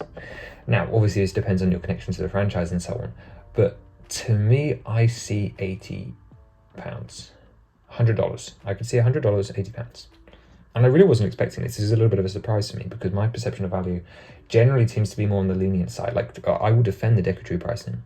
I think the Deku pricing is reasonable when you consider it, and also the volume of that build. But that shows you the difference, right? That set has 2,500 pieces exactly, which if you look at it from a price to piece ratio, or whatever you want to do, it appears higher. However, when you look at the volume of stuff and the amount of shelf presence that gives, plus the 2-in-1 ability and then the high quality figures, which is the same credence and sort of justice that I'm giving to this model as well, it doesn't quantify it in the same way. And one of the thoughts that kept coming back to me, and I felt so bad that it was that, is this just feels small. And it's not necessarily in a bad way, because I don't feel that it feels compromised because of it, but it just doesn't have the presence I would expect for $100, especially when you compare it to other sets around that price point, like I mentioned in the beginning of this video. K2SO is sat right next to it on my desk, so right now that comes to mind. To me, that has the $90 of value. Now, did I think it was worth buying at $19? No. I waited for it to go on sale because personally the idea of a static sculpture that doesn't do anything and looks nice needs to be cheaper than its retail. But I think they were fair to charge 90 as retail because that feels like an approximation. It's just I wasn't willing to pay that price. Now obviously I was willing to pay the £100, $120 thing, but that, of course, that's my attachment to the Zelda license, and because initially I did believe it to be worth it. However, what I'm saying is I would like the price to be lower, but I think if the price was 100, I think I'd be willing to play the full price. Now, obviously, I'm a different scenario, but I think you guys would be too, and I think you guys would be happier with the £80, $100 price point. The Balrog comes to mind. The Balrog has a lot more visual presence because of the book nook and the nature, although that is also very empty pace. People complain about that too. People complain about the prices all the time. I can get on the discount. I think if you can find this set for $100 or £80, I think you'll be very happy. I think if you can find it even cheaper, you will be particularly happy, but I would definitely recommend waiting for a sale with this model. However, I would also recommend that you do pick this up if you are interested in cheaper Zelda sets, because quite frankly, if this one doesn't sell, and obviously I don't really love this argument of, hey, you have to buy this thing to show them, but in this case we kind of do, because they made an expensive set. I don't think it sold very well. If this one doesn't sell well, they're not making another one. Like, I think that'll be it. I don't think Deku Tree sold as well as it should have. So from that perspective, if this set doesn't reinvigorate things, then we're not going to get more. And the idea of this set doing better than a tree kind of shows people that bigger sets might be out of the budget, which could discourage them from doing the next obvious thing, which unfortunately is $400 Hyrule Castle or something crazy, isn't it? It'll probably only still include 5 figures. Anyway, I'm speculating, but the point being is I think this is a really interesting model from that perspective. It is a nostalgia debate at the same time as being fantastic, and it has somehow managed to iterate a weird conversation of value and what it should have been. However, yeah, it looks great. I love it. Wes did an amazing job. It's a clear homage to something amazing with very little I can say wrong about it. It's super iconic. It works. The price being lower than the tree and being a smaller set is a win. Like, we may have decided that it is not worth the value. However, I do think that it being a cheaper price and being at a different lower price point is a win, even if it's not yet low enough and not yet playsets. I really can't feel the build. I'm ecstatic to have another model. Who knows if we'll get a third? I will take every win I can get. But if you ask me what the second Zelda set should be, it would never have picked that. That's fine. If you'd ask me what this set should look like, I would never have drawn it like this, I don't think. Maybe some people would have. I feel nostalgia, and I see that it's blinding some people, But to me, it's obvious this should be a playset theme, and I'm gonna keep on hiking on that train because it truly does give you the best of both worlds. But really, where I want to conclude this review is on a positive note, and that is to say once again that Wes Talbot and the whole team, the model designers, the instruction makers, the people that do the molds, the people that do the graphic design, the people that coach them along the way, the team at Nintendo that sort of allow this collaboration to happen. The whole team is stellar. You guys are amazing. It's clearly made with so much love. It's just, unfortunately for me, the delivery of this one isn't quite working as well as the trade. Let me know your thoughts on this set down below, and thank you for bearing with me through a long review. We've got plenty more upgrades and changes happening as we go forward, so it's always much appreciated for you guys to stick around, and I will see you guys in the next one. Have a wonderful rest of your day. Bye-bye.